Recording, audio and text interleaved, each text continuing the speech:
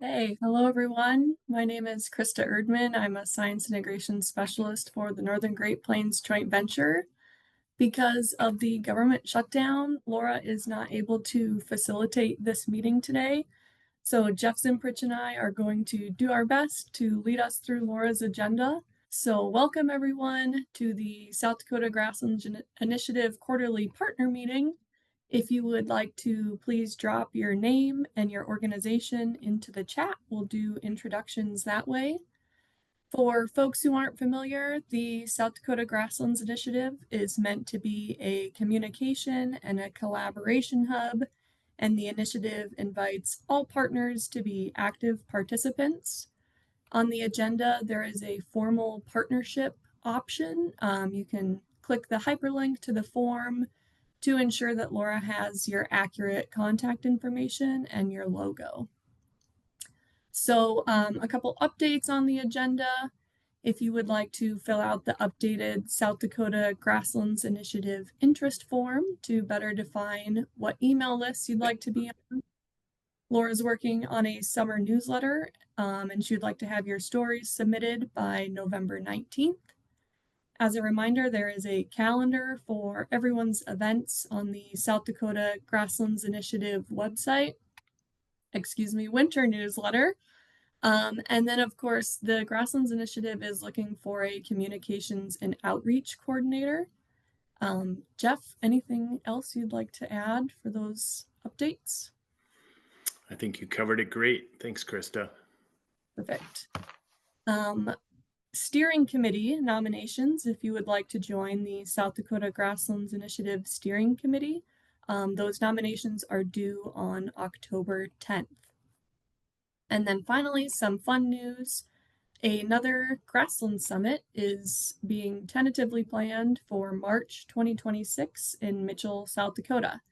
I think if you'd like to join that planning committee for the Grassland Summit, we are welcoming more and new folks to join that planning committee. So we are going to just move right into work group updates. The South Dakota Grasslands Initiative has 4 different work groups with partners from federal agencies, state agencies, nonprofits, all participating. Anyone can join a work group. It's a commitment of about 2 to 4 hours per month. And of course, all partners are welcome. So I would like to turn it over to the Grasslands Outreach Work Group.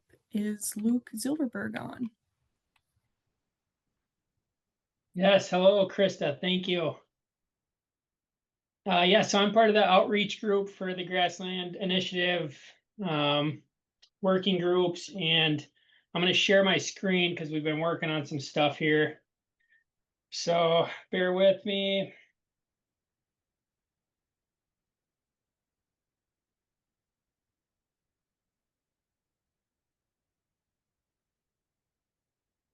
Okay, can you guys see that? I can see it. Okay. So the first thing is we just concluded our 3rd bike race. So there was the Grasslands gravel bike races, and that was in Wall, South Dakota.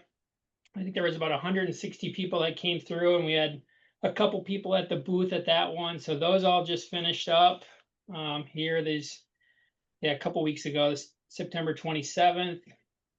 So that was something big we've been working on. And then our most recent thing is with America's 250th celebration.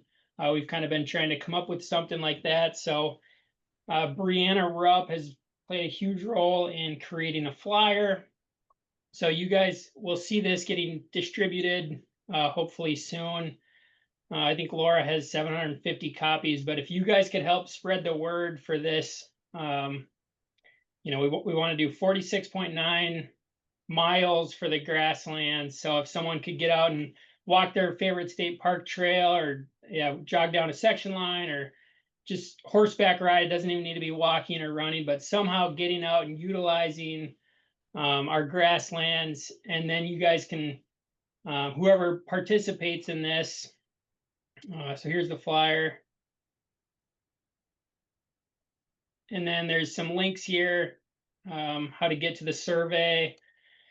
which is right here. So then if you do complete the walking or horseback riding or however you get the 49.6 miles, 46.9 miles, excuse me.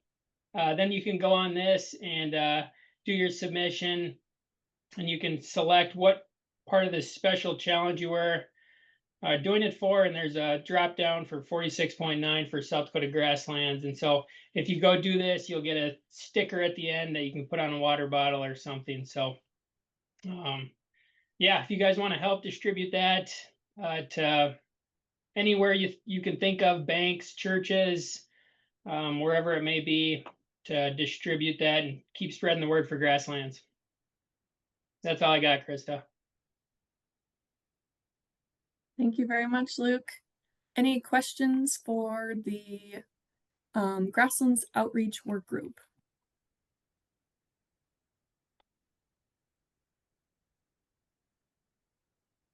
Okay, hearing none and seeing nothing in the chat, we will move on to the Education Work Group. Is Whitney on? Yes, I am. Can you hear me? I can. Okay, I don't know. I can't get my video camera to work. So, I don't know. I'm just gonna carry on because that'll be a whole long thing. So, okay, so the education totes have been getting used, and there have been some slight additions put in. Maybe Cody, I think that let's see here, Cody or Candice is going to give a summary of those in a little bit. So I'll leave that for her, but they've been used with homeschool groups in Millbank. Currently, there's a team of us working on developing activities to accompany the message that was decided on for each month in the 2026 South Dakota Grasslands Coalition Planner. Let's see here. There's a short video on our YouTube channel that gives an overview of the educational totes. And we, members of the work group, have also been active in sharing about the grasslands at various family-focused conservation or agricultural events around the state, either on behalf of the South Dakota Grasslands Initiative or on behalf of their employer. And those booths at the events have included activities from the totes. And then lastly, we're also discussing what lessons we could use to promote awareness of prescribed fire and what those could look like and entail and all of that. So, yeah. Thank you very much, Whitney. Any questions for the Education Work Group? And is Candice Lockner on here? Yes. Do you want to share about the totes right now, or are we going to save that for the partner updates part? Whatever works best. I'll leave it up to you, Candice. Well, sure, we can do that. Let me. She's finding her notes here. Okay, we're ready to roll. Turn on my camera so you can sort of see us if you want to or not. That's up to you. We were invited to be educators at a Mobridge homeschool hangout, which was a privilege and an honor, but it's also a challenge because we didn't know for sure how many kids were going to show up, and we had hoped to be outside at Indian Creek Rec area, and then we ended up, it was cold and rainy, so we were inside. So we were really, really grateful for the South Dakota Grasslands education tote because it had inside activities. We used exploring the grassland web of life as our topic. We put up the grassland mural scavenger hunt. That was a wonderful backdrop to keep referring to give examples of the connections of the ecosystem. We put Dean in the middle of the group like the sun with his rope, and he connected to kids who all were each representing a different component of the grassland ecosystem so they could see the interconnectedness and then refer that back to the mural. And since I've been able to watch Laura's YouTube video about how to use the grassland totes, there are so many more activities that I didn't think we would get to or have time to use because I thought we'd be outside identifying plants and doing water infiltration. But I think one thing I've learned is that you hopefully have a bunch of tools in your toolkit, and then you flex and flow with where you're at and what the crowd is and what the age is, and if they're getting stir crazy and need to like do an activity themselves. So we were super grateful to Cody Conlon from SDGF&P at Mobridge. He also came, introduced himself and what his job is, and kind of assisted. Dan Richards and Tom Zur from Indian Creek Rec came and talked about their butterfly house and their monarch tagging program. So kids can follow up then with the local professionals and actually next year get their own caterpillar and get a chance to tag that. We took our Soil Your Undies demo. That's always a huge hit. That's the one that gets a picture in the paper, right? We hoped to do water infiltration and plant ID. Didn't get to do that because we weren't outside. We set up the wildflowers with the pollinators on them. And even if we didn't go into great detail, it's just lovely to have those natural items laid out so they can be touching and observing and just absorbing. NRCS has free coloring books about Soil is Alive that have word search and more details about the soil ecosystem. They also have little tattoos. I don't know if you want to hold up any of these things. They also have bookmarks, and the bookmarks say, have you eaten your soil lately? And if the tattoos don't want to focus, have you eaten your soil lately? No. That's not working. Okay. Okay. So kids loved free things. One tip, if you have free things laid out and you say, we have free things, and there's this mad dash and first come, first serve. So I'm rethinking how to do the free things next time, but make sure you have 2 tattoos per kid because they're going to want one on each hand. The tote is great. Watch the YouTube video and connect with the other professionals and resources like Laura and GF&P, and it's a lot of fun. And I think the kids, I even heard feedback that some of the kids, even for the next week, were like sitting outside. We talked about nature journaling and 8 ways to do that. And I handed out a little quick start guide to nature journaling. And so for the next week, they were sitting outside in the hay bales, journaling nature. So it's rewarding. And thanks to the Grassland Coalition for the tote. The age range on the kids was from age 4 to, I think the oldest one was 13. And I was surprised how well that worked together. We also included the parents there of the homeschoolers. And I think the parents learned as much or more than the kids did because they were introduced to a lot of facts that people didn't realize. And so I thought that was really important. One surprise for me was after we introduced the free things, we had the coloring books, and Candy had crayons there, and the whole room of kids went quiet. They all grabbed their crayons and they just got quiet and started coloring, and they were going back to the things we had posted up on the wall to get the exact detail of coloring insects or things like that. So I thought it was really great having the other people there from Game Fish and Parks, just having another perspective and another face to look at. And I'm really excited that now that they're connected with the other professionals locally, they can continue on with the next projects. Thank you. Thank you. That's so exciting to hear about the totes being implemented. Any questions for the Lockners?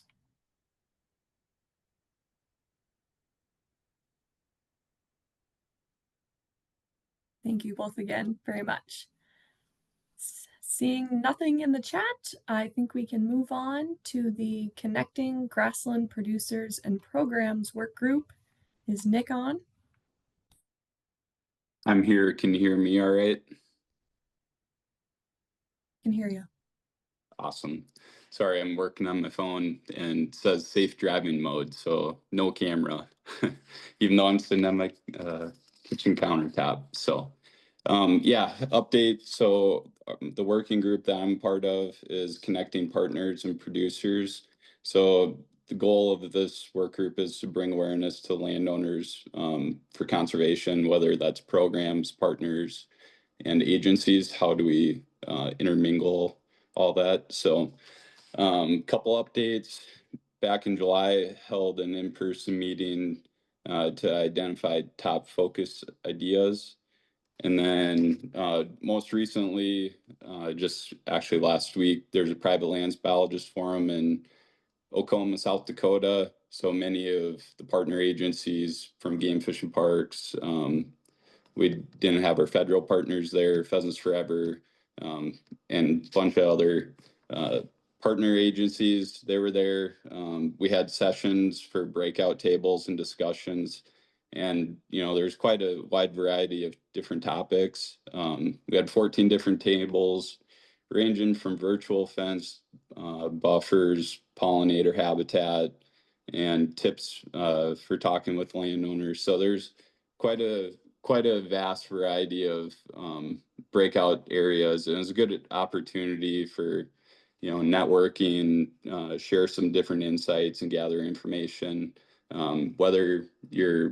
Whether the biologists had been on for many years or they were new to the private lands biologist world. So it's a great opportunity there.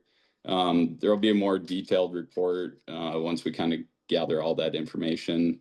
So maybe we'd do a follow-up from there. Currently, the work group is working on currently focused on developing like a resource for egg lenders. So, and especially ones that are, open to promoting conservation practices on the landscape. So we're working to build out kind of a guide to identify information to share with them of all the wide varieties of conservation programs that are out there. And next meeting for the work group is October 20th. We'll have a guest speaker, Heather Husband from North Dakota. She's with the North Dakota Natural Resource Trust. She works with the Meadowlark Initiative, which is kind of similar to what maybe we're trying to do with like all the various programs and connecting producers with those programs. So it'll be a good opportunity to have her on the call and kind of pick her brain, kind of what's worked, what hasn't, and go from there. So that's all I have for an update. Thank you, Nick. Any questions for the producers and programs work group?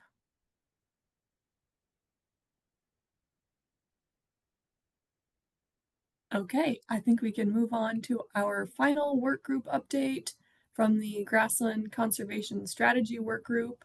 And Travis will be giving that. Yeah. Hi, everyone. This will be just a real quick update. The work group met last Friday, and there's kind of two main things we talked about. One of the main focuses is continued focus and support for CRP and bringing more acres to South Dakota, and how recent updates align with our CRP recommendations, which are on the SDGI website if you're interested in that.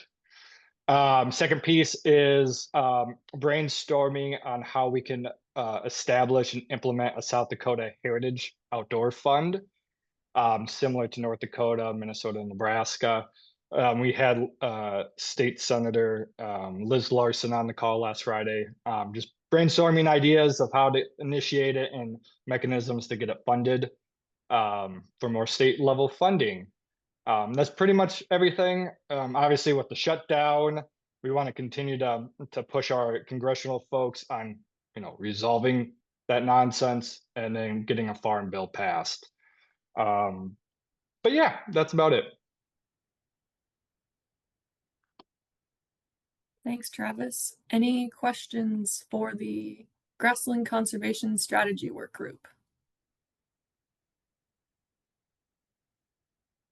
All right. Thank you all very much for those updates. Any questions? Last call for the work groups? Okay, we will move on then to the producer highlight. Today we have Ron Brownotter joining us. Ron and Carol have our amazing Grasslands YouTube video. It's very beautiful. Folks would like to check it out. Ron, are you on?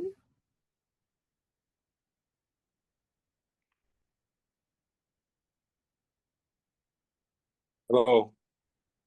Can you hear me? Hello, I can hear you. All right. Here I am. Welcome. I'll turn it over to you and you can take it away. Good afternoon, everybody. My name is Ron Brownotter. I am live from Brownotter Buffalo Ranch, Corson County, Standing Rock Sioux Indian Reservation.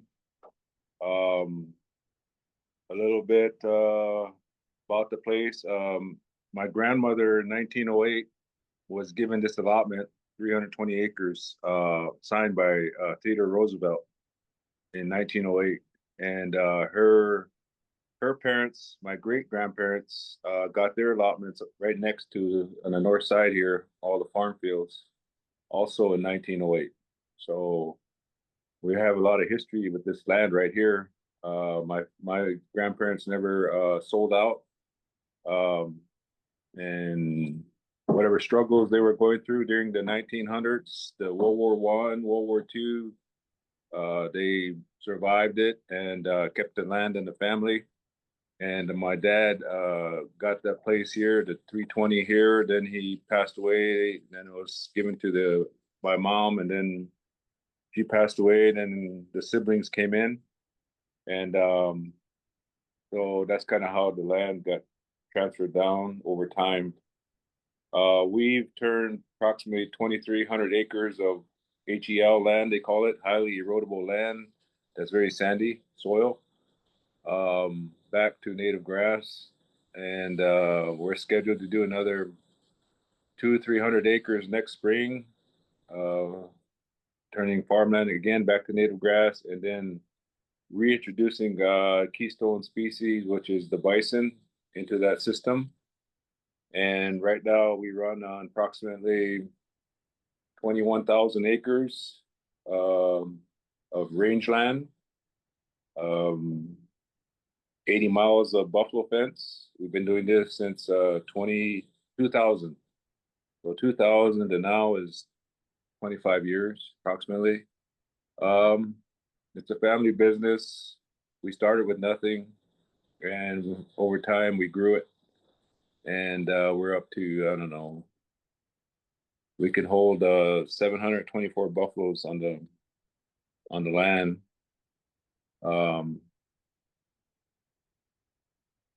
Other than that, I just drove from Huron today, this morning, or just got home probably half hour ago.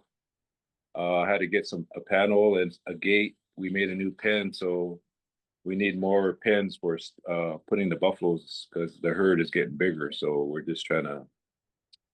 It's a certain gate that swings both ways and it latches, and you don't have to do a chain to wrap. I don't.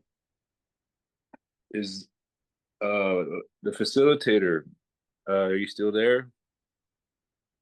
I am still here. What other direction do you want me to go with my discussion so far? Jeff, take it away.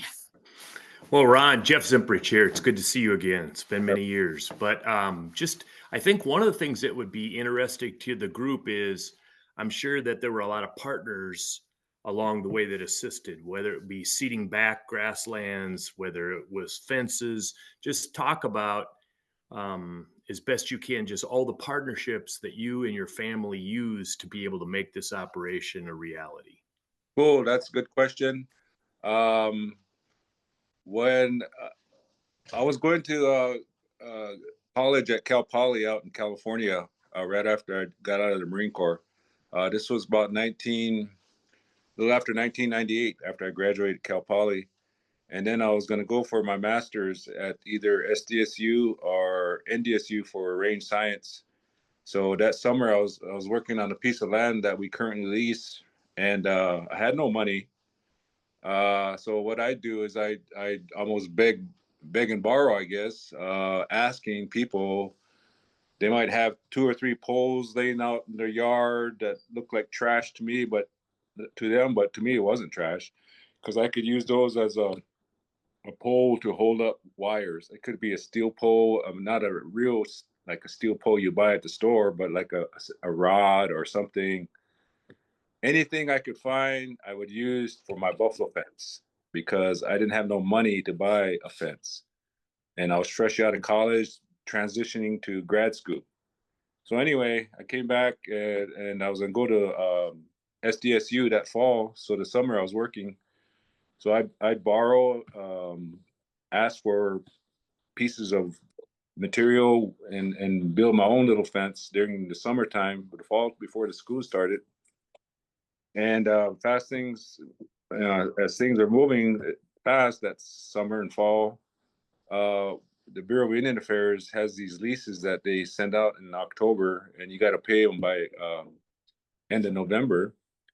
And I was getting a financing through FSA to um, diversify because we were coming out at winter of 96, 97. And for any young people that listening, that was one of the 100-year winters we had, and we probably lost half our cattle to starvation. So at Cal Poly, I was studying about buffalo and how we can start from nothing to raise buffalo right here on Standing Rock. So as far as the fencing, the partnering, I gave you a little background of what kind of struggles I was going through because I had no money. So, and I couldn't pay the lease. When I got the lease, the funds with FSA didn't come in on time. So I lost the unit. And then I had to go back and pull out all the fence that I had put up myself and anybody else that would help me for half a day of work. I couldn't pay them. I just, asked them if they want to work and they would for half a day. And then that's it. Who wants to work for free? I understand that. So that's kind of how it went. And then it was very discouraging to have to pull out all our buffalo fence. And it was probably a couple miles at the most. It wasn't nothing big yet.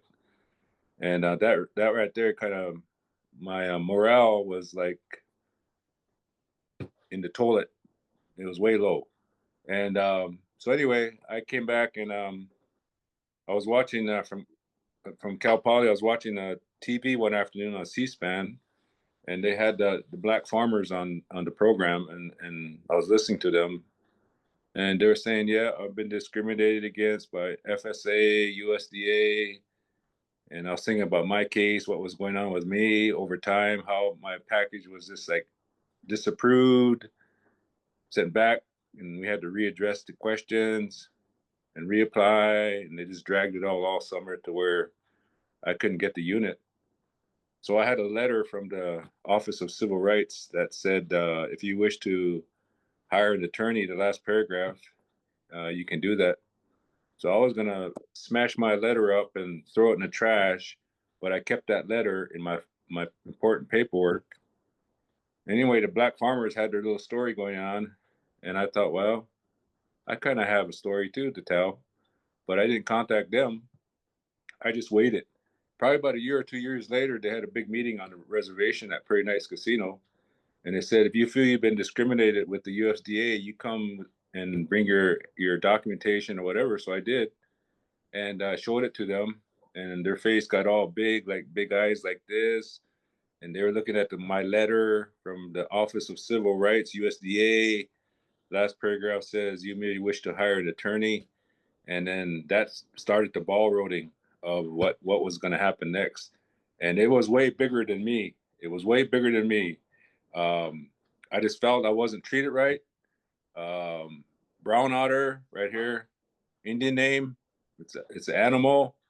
I live on a reservation in South Dakota. Who's going to finance me to raise buffalo here? And that all kind of was going through my head, like, why? I'm out of the Marine Corps. I did my time. I was going to sacrifice if I had to for 10 years. I gave the government my life for 10 years, volunteered, and I'm going to get this kind of treatment when I get home. And I didn't think that was right. So I took my letter in and became part of that lawsuit, Keep Seagull lawsuit. Fast forward, my FSA loan got written off, free and clear. And Yeah, that was a moment that I'd never thought would happen, but it happened, and it just showed me that, hey, you need to speak up when you're out here in the civilian world. You're not in the military no more. I got to fight for my rights, and that's what I had to do. So I did it. So that's part of my story. And as far as back to the fences, that is just unbelievable. I started raising a few buffaloes on my own, probably 30 head. One day I went to the Black Hills. We call it Paha Sapa in our culture, and that's sacred to us. And I went there, and we had a meeting with Sitting Bull College, and I worked for the college. I worked for their buffalo program at the time, and so we had a break, like at 10 o'clock, a bathroom break. So the board of trustees went and took a break, and I noticed two gentlemen standing in the back of the room. So I walked back there, and I shook their hands, stuck my hand out, shook their hands, introduced myself. I didn't know who they were. I never met them before. And we started talking. And one was named Tom, and one was named Norg. And we started talking. They asked me, what do you do, Ron? I said, well, I work for Sitting Bull College, but I have a few buffalo on the side and probably 30 head. And they said, well, we want to come to your place and see the buffalo. So I said, okay. So they came probably a month, 2 months later. My wife made lunch, and I took them on a little tour because I still didn't know them. I didn't know who they were, what was going on. Nothing. I didn't know what they did, what they do. So I'm just telling them history about the area. I point over there. I say, that's where Sitting Bull lived. That's where they killed him right there. Our land goes all the way a mile to where he lived, and the significance of that area, history, that kind of stuff. And we came home and we sat down, and they said, first words out of their mouth was, Ron, they said, we know you like what you do because the fences are straight, and they're tight. And we invest in Native American businesses, and money's not an issue. So overnight we grew 1,000%, 1,000%. And everything just boom, we grew. They financed me, everything. Buying buffalo. We went to the Custer sale that year and bought every buffalo at the Custer sale. People were looking in the back stands wondering who is buying these buffaloes. You know, I want this buffalo, I want that buffalo, but who's competing against me all the time? It was me. I was buying every buffalo. They sold them one at a time. I'd buy them with my card. Bought the whole semi-load of buffalo at Custer sale that year. And we brought them home, and we weren't even done with the buffalo fence. The semi had to park in the pasture and opened the side gate, and it just jumped out into a area where it's fenced out for cattle, not buffalo. And they stayed put the whole time we fenced around them. So that was our first financing as far as helping us to do the fence. And then after that, there was a NRCS, Natural Resource Conservation Service, helped us out with water development, cross fences, water lines for tire tanks. They helped us out with reseeding. So that was very important, and we had to do it in stages. We had to do it like it was so big an area that on the reservation it's called range units. So each area could be 2,000 acres, 4,000 acres, 5,000 acres, or something like that. Each one had their own number. So I knew that we couldn't just put it all under one contract because there wouldn't be enough money to finish that, all of what needs to be improved. So what I did was I took each range unit and developed it. So each number, for example, 250 was one of the numbers. I looked on the map.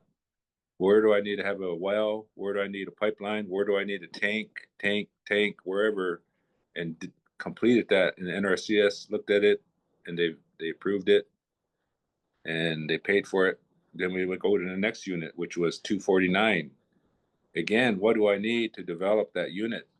Another well, another pipeline, cross fence, and developed it and added that unit into one unit, which was 247. So there was like 5 units that went into 247 when there was originally the 6 units. So now we only have one big unit called 247 with all those developments done through NRCS contracts. So that really helped us over. It took us probably 10 years to do all that. And reseeding now is we got these farm pasture leases. We got a equip contract submitted. We're going to do some tree rows, some plantings of trees. And as far as the reseeding, we're going to go after the top tier of what NRCS wants to, what they have, the program. They have like the cool season, warm season plants, the shrubs, and the forbs, the flowers. So all that mixture is what's in that going to be in that contract. It's the top one that we bought we created a conservancy called Brownotter Conservancy, mirrored off what the Nature Conservancy does.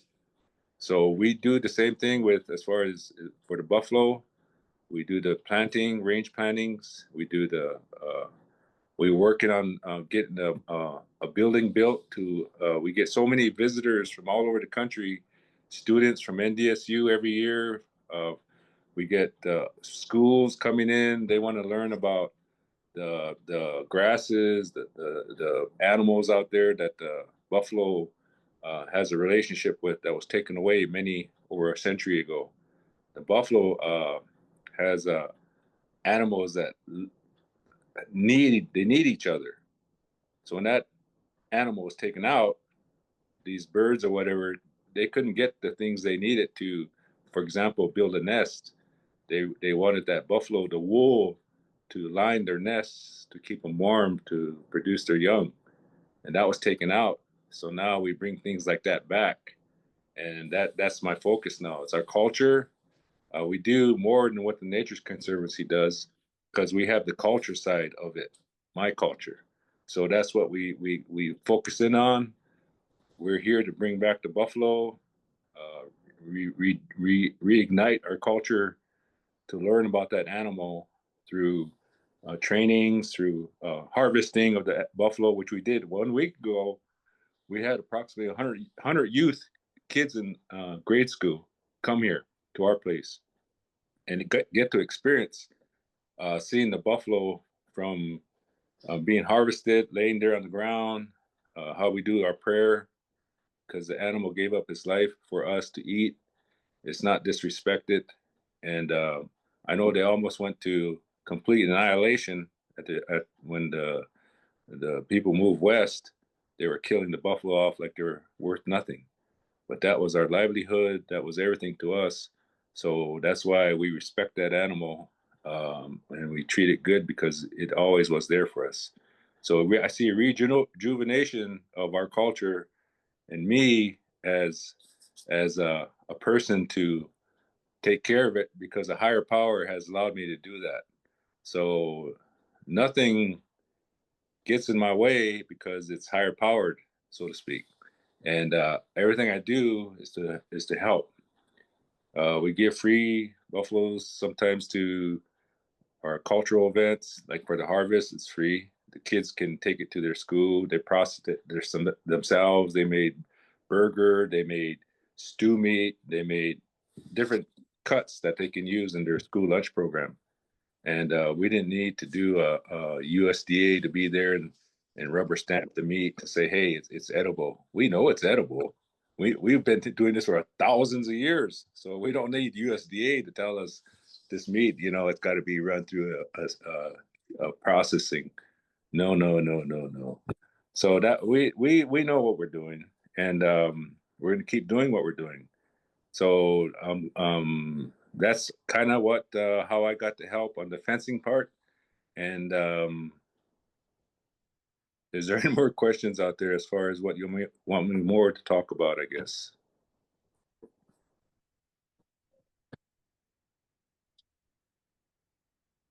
Thank you very much, Ron, for sharing your story with us. Are there any other questions for Ron from the audience? Yeah, Ron, thank you again for telling the story. So much appreciated, and really appreciate your passion and what you're doing now to educate so many people about the story of the buffalo, but the story of the grasslands and how it's all interconnected. So thank you so much for being here today. Thank you. You're welcome.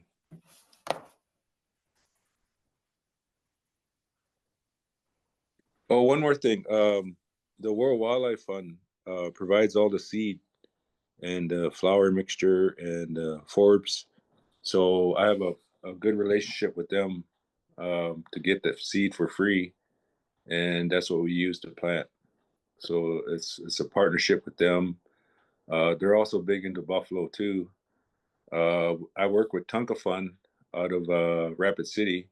It's a nonprofit, and we try to focus more buffaloes going to family producers on South Dakota mainly, and it's been going good for a while, but we're working on other things to get more resources to help out the individual ranchers that like me. When I started out, we didn't really have too much, and it takes time to grow. It just don't happen like that. I love what I do. I've always wanted to do that when I was like a little guy, like probably, I don't know, 10 years old, 12 years old. I've always wanted to be a rancher. I didn't know how I was going to be a rancher, but I just knew I was going to be one. And I'll say it, God said, tapped me on the head like this and said, I'm going to use you for an example and where you come from, and that's going to be your strength. And I believe that that's what happened and is happening. So I enjoy it. I love what I do. I love God and I love people to help. And that's where I am today. And even though we went through a lot of struggles, it is what it is. And you don't quit. I've learned that you never quit. And you have a passion for something, you just stick it out. You collaborate. You find friends. You find people smarter than you, smarter than me, that know more than me, that I can learn things from them. There's always more people that know more than me about buffalo, about grasses, about other wildlife that they work together. They're the buffalo. They're all connected, like that. All the animals. So humans, we're animals too, right? We're human beings. We're put here by somebody, so we got to get along with all our other species, so to speak. And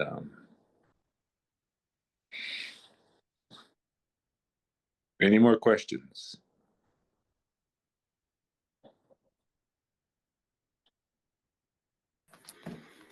Well, not seeing any questions right now, Ron. So thank you so much for the presentation. And Krista, we can turn it back to you to kind of keep moving ahead with the rest of our agenda. Ron, if you'd like to stay with us and listen in, you're more than welcome to. Might find some more partners. You bet. I'm looking forward to that. Thanks, Jeff. Thank you both.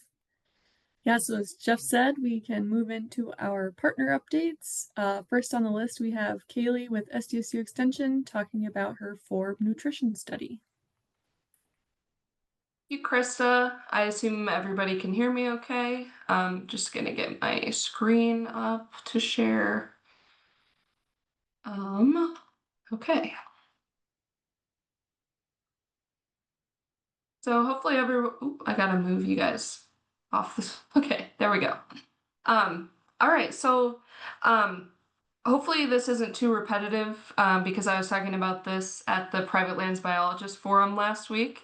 So some of you guys are gonna get the same spiel, but that's okay. And then hopefully most of you guys know me. I feel like I know most of the people on the call, or you've at least heard of this project that we have been working on to kind of look into the value of forbs and shrubs in our native landscapes. So I'll just give a brief intro for those that may be a little unfamiliar with this. You know, I thought Ron gave a really good presentation just talking about like how the system works together and all the, the parts of the system.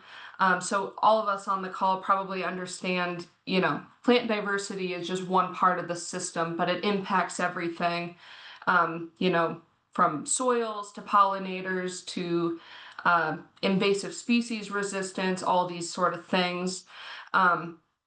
So we as a group kind of understand the importance of plant diversity in a healthy ecosystem, but we still deal with a lot of misconceptions in the production world and producers that we work with and things like that. There's people who worry that forbs and shrubs in their landscape are kind of competing for resources and stealing nutrients away from grasses, and it will actually reduce their grass production. There's people who believe that cows and buffalo and livestock and all these things are only going to eat grass and that they're not going to eat these other plants that are out there. And then we also have people who believe that some of these flowering plants, our forbs and shrubs, are actually toxic or noxious in the landscape, which kind of brings in this kind of traditional management practice of just spray it. If you don't know what it is, just spray it. It's probably not good for livestock, so just spray it. And something that myself and my team and all of our partners, obviously we really want our land managers and our producers to be, promoting plant diversity and promoting these systematic benefits that build a healthy ecosystem through their management practices. And along with that, we really need them to stop broadcast herbicide spraying on their pastures. So, I'll cut to the chase. Essentially myself with many of our partners, you can see some logos here on the screen of people that worked in this project. We kind of sought to start defining the value of our native forbs and shrubs so that we actually had some hard evidence that we could go to our producers with and say, hey, this is a good plant out there for these reasons, and we have the data to back it up. So essentially we started taking plant samples and submitting them for feed analysis. And what you see here is kind of a culmination of working with the Xerces Society and all of our partners here in South Dakota. We have about 19 species in this guide that were sampled all over the northern Great Plains. And we have literally just published this guide, so it's now available online in PDF, and I will shoot that link in the chat so that you guys can all have access to it. But I just kind of wanted to give you a little view into this. And we're also getting these guides printed, and they'll be through the NRCS. So eventually, once all this government shutdown business is over, we can get back on our regular printing schedule. We will have these guides available in like a pocket guide format. That you will be able to just either request from myself or Emily Rohr, our state range specialist out of Wall. She's with the NRCS. So if you guys are having, education events or outreach or anything like that, that you think this guide could be beneficial for your producers or your audience, you should be able to get them from either Emily or myself. But then also we have the online version as well. So I'll just kind of show you guys. So here we have lead plant, which is a shrub, and it's also a legume, so it's pretty high in crude protein. There's a lot of people who really worry about shrubs in their pastures because, they're kind of bushy and they get these kind of smaller woody stems, and they just think, oh my gosh, these shrubs are taking over. But what's really cool about our native shrubs is that every year they shoot off this new green succulent growth. And from my experience, livestock actually really enjoy consuming that. So here we have 3 pictures of every plant that you should be able to see, help with identification. And then this map here just shows where the samples came from, not necessarily where the plant can or cannot be found. So everywhere in green is where we took samples from. And then on the first page, you can see crude protein. The plant will be in the black line, and then the dots are all the different variation of samples that we had. And then we also tried to include a comparison of warm season and cool season grasses. So you can see the warm season here in the kind of reddish pink line, and then our cool season grasses are in the kind of bluish line here. So you can see just in this example how much higher lead plant is as compared to our grasses, which we know lead plant is a legume, so that's to be expected. But even when we come down here and we look at total digestible nutrients, it's still pretty much higher than any of the grasses that we're going to see as well. And for those who aren't used to seeing like a feed report or understand what these values mean, total digestible nutrients, it's often abbreviated to TDN. And basically it just means energy. So protein and energy are the two most important nutrients for cattle growth and just kind of making their body function and things like that. So the other thing you'll see on every one of these graphs is this dotted line, which goes across, and that is showing the nutrient requirements of a 1,200 pound lactating cow. So roughly about 10% crude protein is what a cow who's 1,200 pounds in peak lactation, so about 6 to 8 weeks after she calves, she's going to be having the greatest nutrient requirements of all year. So as long as we're over that 10% threshold, we're doing pretty good. So same thing here with the energy, it's about 57, 58% TDN is what that 1,200 pound lactating cow requires. And just know that cows are different based on their breed and their size and their milk production. So this dotted line requirement is just a blanket. It would be different if you have bigger cows or higher milking cows. So then we go to the next page, and we pulled 3 macro minerals out and 2 micro minerals out. And you can see, again, we still have the comparison to grasses, and we have the dotted line for those requirements as well.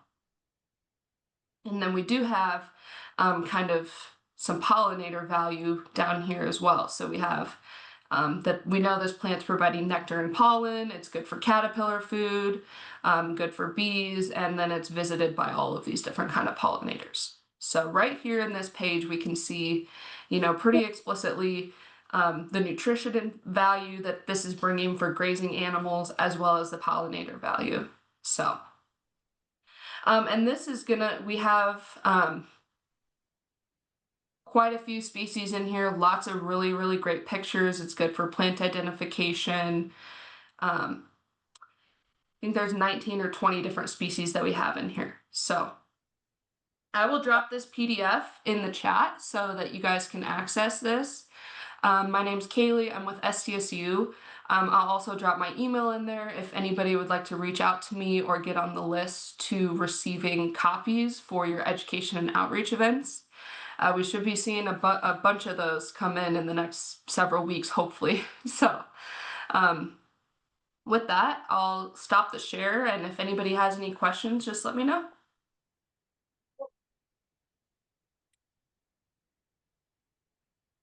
Thank you, Kaylee. I'm sure a lot of people are looking forward to that printed resource. Any questions for Kaylee? Feel free to unmute or put them in the chat. Yeah, I have a question. Can you hear me? Yes, Ron. So with our buffalo, I've noticed we have neighbors that have cattle across the road, and us guys on the buffaloes on the west side of the road. And a lot of the lead plant is on our side, the west side of the road, and there's practically zero on the cattle side of the road, the pasture on the other side. So the amount of pressure that the beef cows are being put in that pasture to eat everything versus us on year-long grazing with the buffaloes, there's more lead plants all over in our pasture on that west side. That's just a difference I noticed. So Yeah, there's definitely this guide and just kind of discussing this topic. It's definitely brings in this idea about grazing behavior and how different animals are grazing and what we can do in our management to help promote this diversity. So it gets you thinking. Yeah, for sure. The other thing, I'll add one more comment, just, you know, we all know that our grazing animals out there are eating a lot more than just grass. And anytime I see my cows eat something crazy, I try to snap a picture of it so I have photo evidence. So if any of you guys have photos or you're noticing that cattle are eating something weird, feel free to send them to me. I'm gonna put my email in the chat, but I'm always looking for evidence, if you will. So thank you.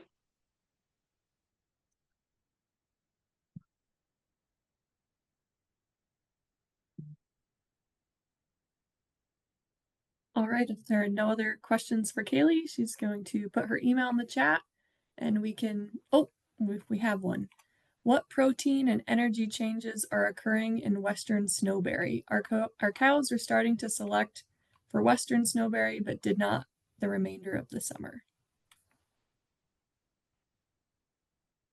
Hopefully I better unmute before I talk, but we do have snowberry in this guide.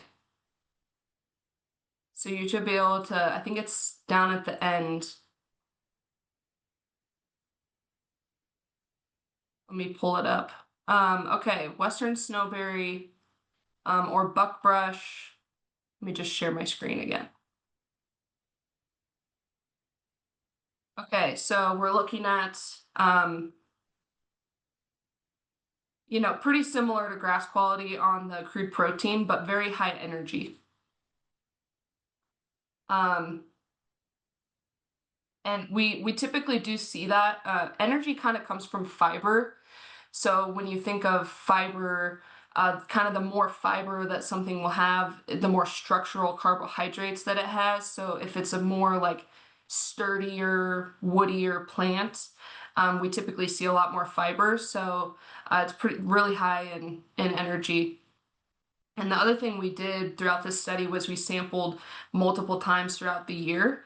So we have very good samples of both vegetative blooming and seeding of these plants, so we can kind of see the change throughout the year. And it's interesting to see that the energy of snowberry kind of stays, you know, between 70 and 80 throughout the grazing season, and much higher than what our minimum requirements would be. Protein's a little bit lower, which I kind of suspect, you know, there's not as much to it. It's a lot of just, it's a little stemmy. It's not so much like a lead plant with the more succulent growth. Like the amount of new growth that you see on the snowberry is not as much. So that's kind of what I would expect. And then just a view of the macros and micros here as well. Potassium and calcium are going to exceed requirements. Phosphorus is a little bit below. Zinc and copper a little bit low as well, but very comparable to grasses. So.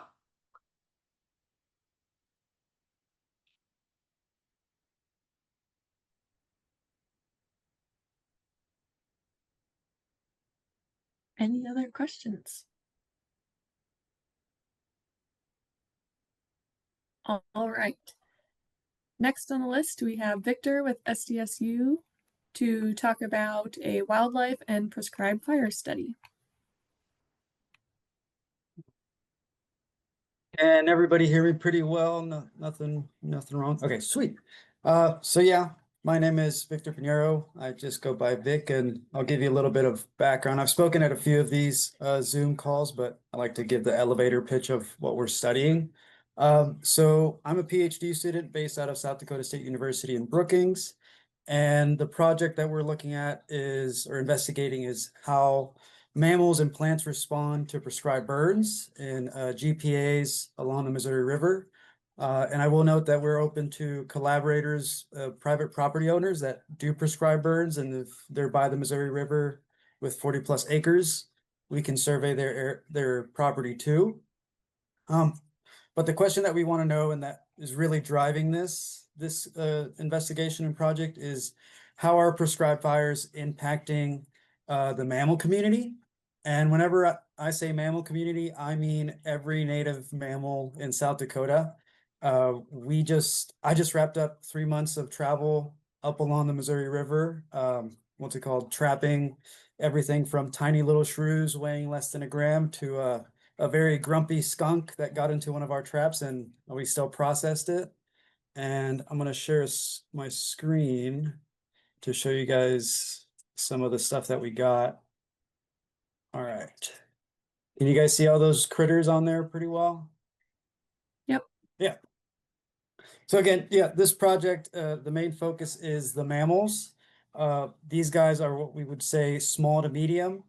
And I'll kind of go through what we caught this past summer. We caught some eastern cottontails, hispid pocket mice. Here's one of the, they're called masked shrews, very common, but very rare and rare to be seen. They're not in danger, threatened, anything like that. But you don't really see them because they're just so small and they'll hide within the grass. So it's always fun to catch them. They weigh about less than a gram. Here we have a meadow jumping mouse. We got a lot of those. Here, northern grasshopper mice. These are the mice that are very famous for howling. They do high pitch howls. Yeah, they're very cool little animals. Here we have a masked shrew. These are some of the weirdest mammals that we have in South Dakota. They're venomous. They have a pretty nasty bite and they make very weird noises when they're being handled. Here we have a meadow vole. We caught hundreds of those. Very common, guys, especially if you have tall grass. They really need prairie grasslands that are healthy, lots of areas to hide, because they are a colleague of mine calls them the chicken nuggets of the forest, because everything will eat them. Like if you study birds, you'll have owl pellets with just hundreds of bones. Here we have a very common deer mouse. I'm sure everybody has seen these or has been frightened by them. If you're out hiking at night, you might hear something that sounds like a giant football player, but it turns out it's just a mouse running through the forest. Here we have a harvest mouse, much smaller than the deer mice over here. But they are very common in the grasslands. Again, they need very healthy grass because they like to make little nests in the grass and they kind of weave it about. We got about 30-ish, 30 plus ground squirrels, 13-line ground squirrels. Very charismatic little critters. They're everywhere in South Dakota. I've worked in other states with wildlife, but South Dakota is very special that it feels like every time I get into my truck, I see a ground squirrel somewhere running about. And then we have here the grumpy skunk that was a very big surprise whenever we got it in a trap. And yes, I did get sprayed, but we got valuable data off of her. She was very nice. But yeah, I'll leave that up there so you guys can see what kind of animals that we're working with. But this is only a small part of the project. Even though it encompasses a lot of the field work, we also have trail cameras that I'm actually processing the data on my other monitor here. It's taking forever because we have about, just in one SD card, I have about 30,000 photos that I need to go through because, again, I want to know, well, we want to know how the mammals are responding to a prescribed burn. So that's going to include deer. Some of the sites had pronghorn. We're also interested in how the carnivores are impacted by a prescribed burn, and anything else that would be triggering these cameras. And something exciting about this project is that it's designed. It's called a BACI design. So BACI is BACI, and that stands for before and after controlled impact. So working with GFP and my advisor leading me how to go about this, we will be able to survey GPAs or private property prior to a burn. So we know what the animals are there in a healthy, untouched area. And then with GFP's help, again, shout out to Adam Dieterman, Aaron McGuire, so many other gentlemen that helped me out this past summer. Coordinating with them, they'll do the prescribed burn. And after they burn, I'll come in with my team and survey it again to see how the animals are responding to the fire. Because one thing that I like to mention whenever I speak about this is prescribed fire, it's a naturally fire is a natural occurrence in the grassland and prairie. A lot of vegetation requires fire, but a lot of people don't think about the fuel of the flame is the litter, the leaf litter, the dead grass. But what you got to think about is that leaf litter and dead debris is nesting material for a lot of these guys. So they rely on it. So if you will be helping out native vegetation, but you might be impacting things such as voles, these shrews, hispid pocket mice, especially the shrews. They really do need that dense vegetation. So that's what makes this project very interesting. And again, we're looking at everything from these tiny 1 gram guys to maybe we get a nice buck on a trail cam. I still need to process all that data. But yeah, we did a 3-month stint this past summer. We hit up 7 GPA sites. We still have, I believe, 3 more summers of field work for my project, which is very exciting. Next summer, the goal is to do 10 GPA sites. And again, if anybody is interested in, it does prescribe burns on their property and is interested in messaging me, I'll put my email and my cell number in the chat too. If you have a 40-acre plus area that you can burn and that we can have a section where it's a control where you don't burn to have that comparison, I would love to incorporate that into our research. One thing that my advisor really wanted us to communicate is we don't want to have all our eggs in one basket because it can be hard to kind of manage the prescribed fire regimen. I know it takes like a year in advance to plan. It's so many different steps because I'm coming from a wildlife background strictly. I've never worked with ecology projects. So this is a much bigger project, a lot of moving parts to it, but I welcome all the help. And I'll also mention, we start field work for summer 2026 in May. If anybody would like to join, I'm happy to accommodate. You can help out 1 or 2 days, catch some of these furry guys, be out there in nature. I really do encourage people to come out and help out. I'm not a strict boss about it. I'm like, if you just want to help out and chat, that's fine by me. I think it's awesome to have people that don't really see like all of these critters up close. You might see them from far away, especially these ground squirrels, but once you get them in hand, they really do have their own personality. Some of them are real sweethearts and others are real grumpy about it. So I think that's a really cool thing to have people come and join. And yeah, like I mentioned, we still have a few summers left of this project. Again, I'm based out of South Dakota State University, Brookings. And yeah, another big part of this project that I'm still kind of piecing out and trying to make sense is the vegetation aspect. I've always done wildlife studies, but I wanted to incorporate vegetation. Lucas Zilverberg, he's been a great help. We had a meeting of just me bothering him with questions about it, and I think I emailed him a few times in the summer too with more questions. So that's another aspect of the project that I'm still trying to make sense of. But yeah, again, I just wanted to update you guys. These grasslands and these prairies are incredibly diverse with wildlife. It is absolutely astounding because a lot of people really don't think of a grassland or prairie as a hotspot for animals, but just these guys alone, 11 species, and the bycatch. We had so many different birds. We had pheasant chicks in one trap. We had some snakes, a couple of close calls with rattlesnakes out there, and just so much wildlife is out there that it's crazy to wrap your head around sometimes. And as I mentioned, I'll drop my email and cell number in there in the group chat. If you have any questions, feel free to message me via text or call or email.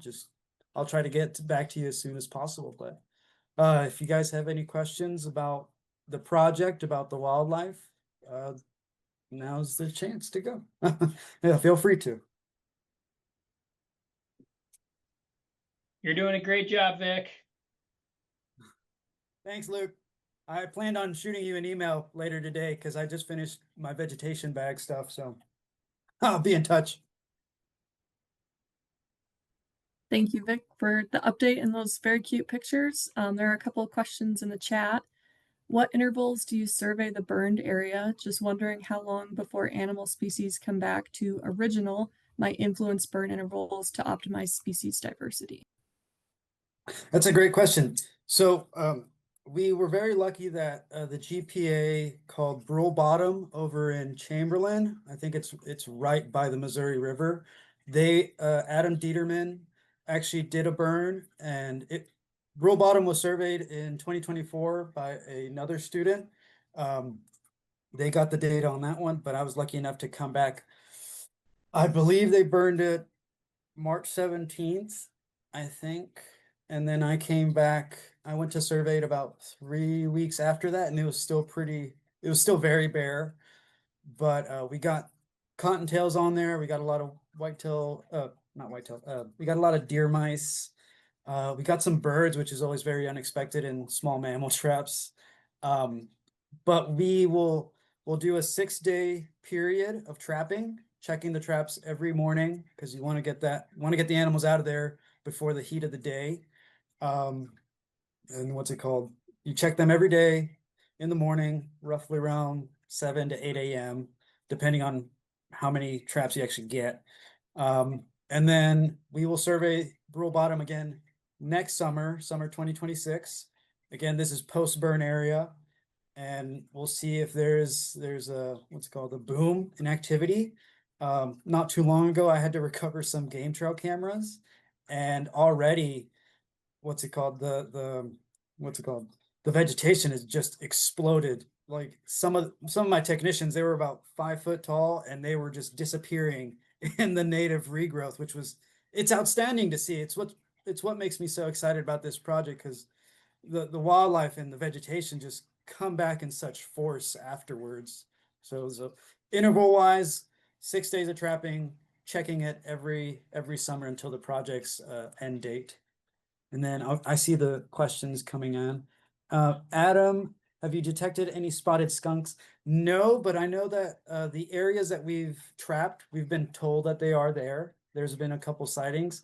It would be pretty amazing to get a spotted skunk.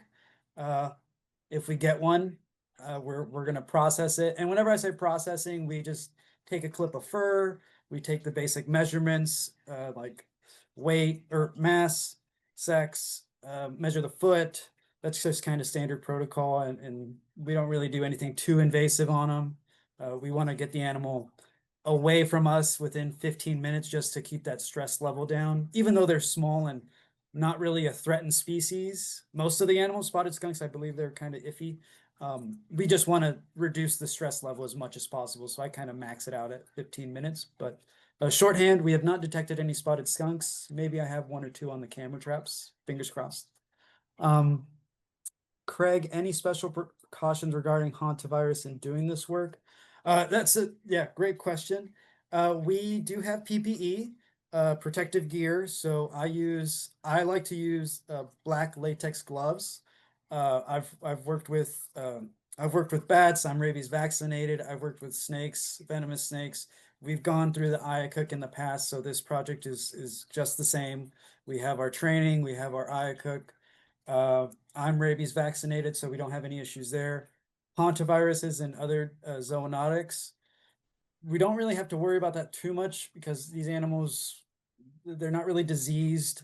They are in the wild, which is a big precaution of it, but we don't have that concern. But we always do have PPE, long sleeve clothing. We don't bare hand the animals. That's just, I was trained that way, so that's what I instill with my technicians. Always have a glove. Don't ever put an animal close to your face. That's just kind of common sense if you work with wildlife. I like to have a little travel pack of Germ-X, because I'm kind of like a clean freak like that. I just think it's good protocol to have it on you, especially if you have like a ripped glove. It's just good to clean. I know that Lyme disease is pretty transmissible with paramiscid mice, so that's going to be deer mice and white-footed mice. We haven't had any ticks really latch onto us. I've never had a concern about that. We do have it in our protocol. If anybody gets any kinds of symptoms of anything, we just shut down the field work. Again, that's just the health of the person and the health of the animal is priority to me. Sure, this project is very exciting, but those precautions regarding any viruses, they're at the top of my head, or the top of my mind whenever we're out there. Yeah. Yeah, great question, you guys.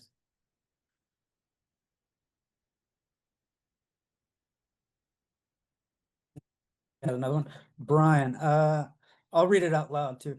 The surrounding habitat component, what's on the neighbor's property, like off-burn, alternate habitat to import, export individuals, juxtaposition, connectivity, unburned habitat within / near the burn, shelter birds, sloughs, yep.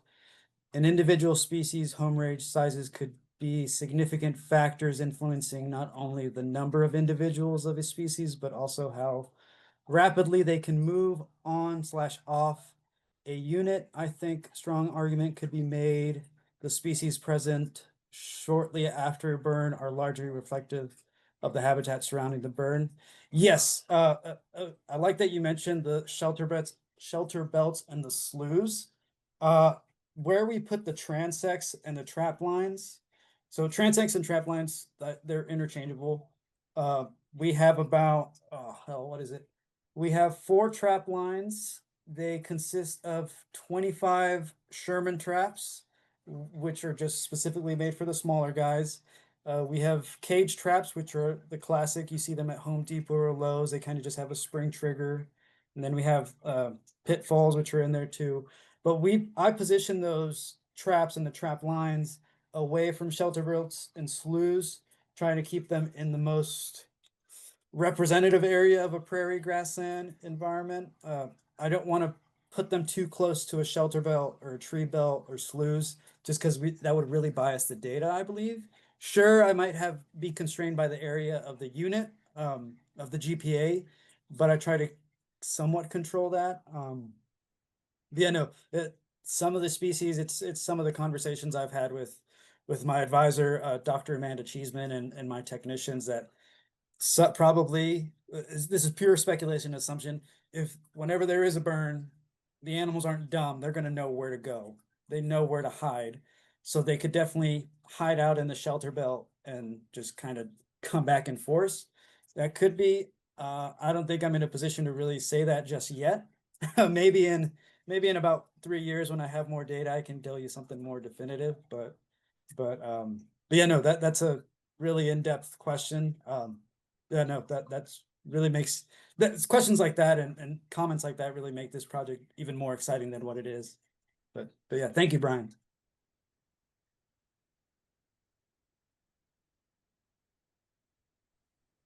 Okay, thank you, Vic, and thank you for those great questions in the chat. Vic's going to put his email in the chat so folks can reach out. Unless there are others, I'll pause for a moment. Okay, we're going to move on to MaryLou and Grasslands Outreach and Education.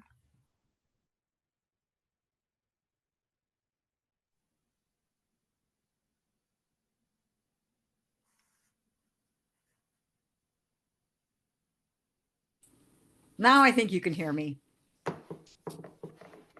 Now we can. Yep. Yeah. Hi, everyone. I think I just need to report on the things I've done for the Grassland Coalition Outreach and Education. And so my summary is we worked up in Aberdeen for the Presentation Sisters, and we taught the kids up there on April 30th. And we just went through our normal hi, Jamie. We went through our normal procedure of 4 different presentations, and we rotate the kids through each one. And mine, mine mainly highlighted was soil microbiology.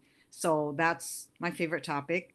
But I have done other classes as well. And then, so that was the Ron Colley kids up there.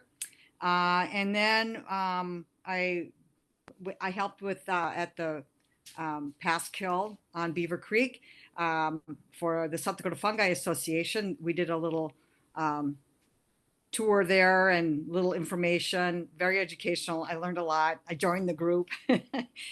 And then in August, I went up to the Adam Grimm Duck Stamps celebration.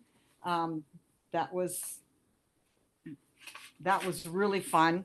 And we set up a booth and we had kids come through and we talked about,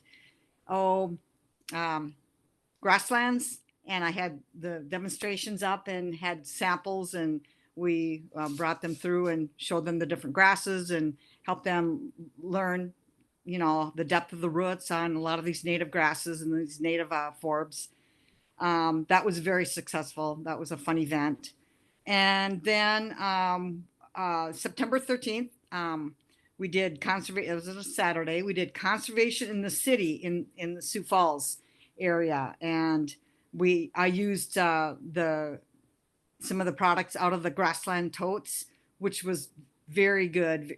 It was wonderful. The mural I had set up on the table, and it was useful for all the age groups, from the little ones that could identify that was a deer or an elk, to the older kids. So it was very successful. I told them I would be glad to do that again next year. So I hope they keep doing that.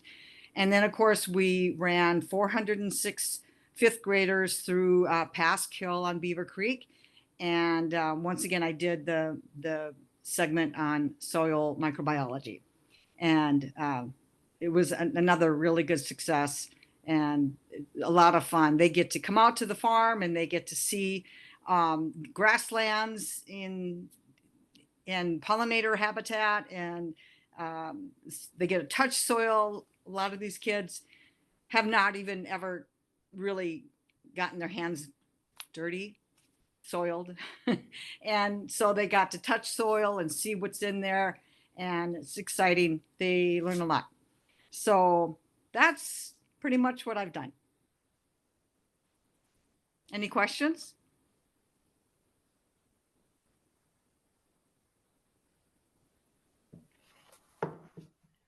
Thanks, MaryLou. I just want to let everybody know MaryLou just does a great job. She's very good with kids, and she's an important part of our team. So we're really blessed to have her. And if any of you have other events that we can be a part of, please let us know. Recently, we also had a team of people that was at Riverfest, and that also had great numbers of people that moved through it, adults and children. And this week we'll have Roosevelt environmental sciences classes out here at Passkill and Beaver Creek. So lots going on. Thank you so much, MaryLou. Yeah, thanks, Jeff.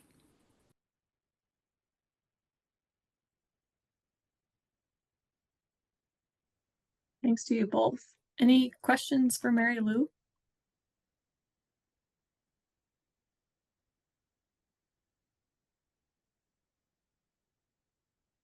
All right. MaryLou, would you mind putting your email in the chat? Yes, I will. Thank you. Thank you. Okay, up next on the agenda is Candice Lockner. Candice, I believe we heard your update with the work groups. Is there anything else you'd like to share? Nope, I think we're good. Thank you. Thank you. Okay, next on the list we have Cody from Pheasants Forever talking about prescribed fire. All right, am I off Zoom and on camera? All right. Yeah, I've given a handful of these updates in the past month and a half or so, but yeah, Cody Growing, prescribed fire coordinator with Pheasants Forever. We've got now 2 full-time staff in Chamberlain. Kendall Heddick, who is a farm bill biologist, will also be the prescribed fire specialist. Working out of the NRCS office there, although not today. Maybe shut down for a week or so. And our big focus is on expanding safe and effective prescribed fire use in South Dakota. So providing trainings, both classroom and live fire opportunities, technical assistance, fire planning, helping with, you've got questions on, objectives, fire effects, guidance, that kind of thing. Outreach events, field days, providing fact sheets, maybe assisting, Victor, that research sound really interesting. Maybe we can help get you some more sites and that kind of stuff. And the other big thing would be implementation. So we've got funding to hire a 6-person seasonal crew. We're working on putting some equipment together. Primarily those burns will kind of be, helping to support the, our existing prescribed burn associations and under other new prescribed burn associations. For the most part, our implementation crew will probably be focused on the Missouri, James, and White River watersheds, but there'll definitely be opportunities, to do some other stuff as well, kind of case by case basis. Again, currently, right now, just working on, bidding, acquiring equipment, getting some of that other infrastructure laid down for the field crews coming on in the spring, and also doing some field visits and, burn plans and that kind of stuff, also getting ready for the spring fire season. Kind of quick and dirty. Any questions from anyone?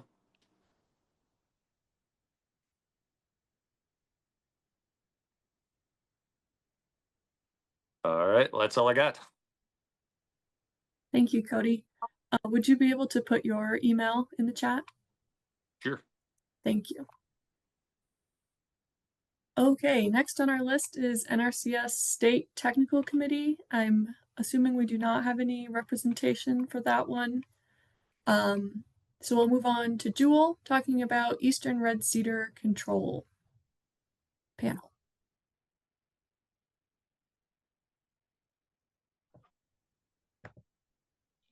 Okay, I think I'm unmuted. I have a very short update because I received word that my project is temporarily shut down with the government shutdown, and so my workshop that I had planned for this coming Thursday on a landowner's perspective to Eastern Red Cedar Control. Right now, it's going to all depend on whether or not the budget is passed tonight during their vote. If the next vote that's supposed to be held, I guess, this evening does not pass, then tomorrow I will be making a lot of phone calls and putting the word out that we will have to postpone our workshop.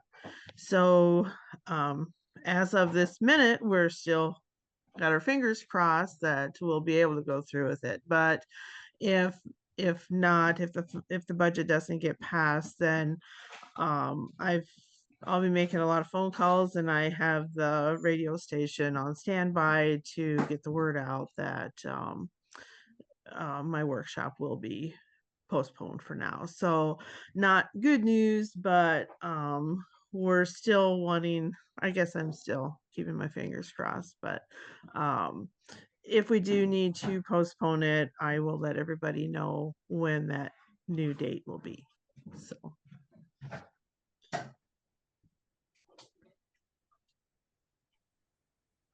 Thank you, Jewell. Sorry to hear that. Does anyone have any questions for Jewell?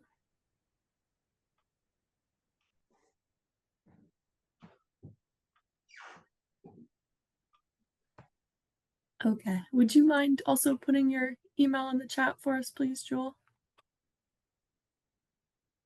And then we'll move on. Kris, are you on to give a 319 update? Yeah, now that I got that off. Yeah, so 319, we did receive our funds, our FY25 funds, so we'll be putting our contracts together for that here in the next couple weeks. Still looking at FY26. We'll have still get an application in for that probably by the end of the month. Not sure what we'll get for funding. Yeah, just kind of playing it by ear at this point. And then Tanner Clausen kind of wanted me to give a little bit of a RBI, riparian buffer initiative update. As of the end of last month, we had 83 stream contracts signed, protecting about a little over 2,000 acres. of riparian buffer, mainly on the east side of the state. 17 lake contracts for 348 acres. Still have a lot of potential contracts. And then we're actually signed four ag waste system contracts as well, helping out 4 different ag waste systems. Just want to give a shout out to our, partners that have helped out, Pheasants Forever, Game Fish and Parks, Ducks Unlimited, Conservation Districts, 319 coordinators. For sure I'm forgetting somebody else, but we still have some money to spend, so we're still working towards projects and stuff. So still pushing along with the RBI project. So at this point, I take any questions for either 319 or RBI.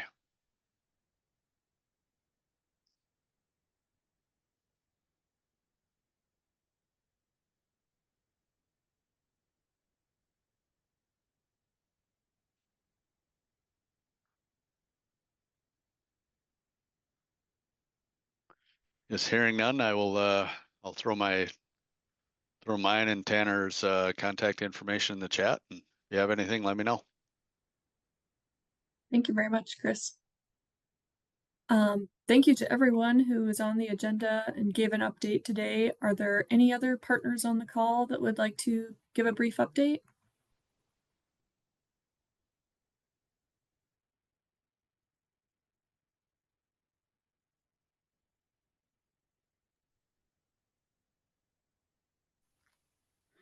Krista, one thing that just hit me a little bit is hopefully you all have seen a save the date from the South Dakota Grassland Coalition for our conference and slash annual meeting that's going to be held in December at Box Elder. So please mark your calendar, plan to attend. We're really trying to make it be one of our largest events ever and really bring in some top-notch speakers. And I think all of you on the call would benefit a lot from being there, and we would benefit a lot from having your partnerships there. So thank you so much. Just want to throw that idea out because I know our next partnership call isn't until January, so it would be after that fact.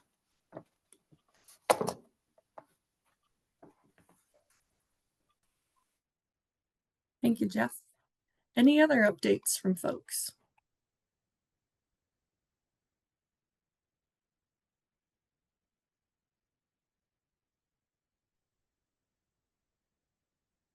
Okay. Well, as Jeff mentioned, the next South Dakota Grasslands Initiative quarterly partner meeting will be virtual on January 26th at 1 Central, noon Mountain. Or we'll be sending out the Zoom link via email. The Zoom link is also on the agenda that you hopefully all have. So unless there are other updates, the next piece of our agenda is the networking breakout rooms. Folks will be randomly distributed into breakouts where we will share our name, our organization, or our operation. And then Laura has a very nice topic for folks to discuss if you need a little bit of a nudge, which is what's a grassland, agriculture, or conservation event you've attended in the past 3 months, and what are some of the key things you took away from it? So I'm going to break everyone up. We're going to go into our breakout rooms. Feel free to chat. And unless I forgot something, Jeff, I think that wraps up this quarterly partner call. Thank you all for attending and for your flexibility. And thank you to Laura for putting together an agenda that Jeff and I could get us through. So I really appreciate it. I'm going to try to break everyone into breakout groups. Good job, Krista. Thank you.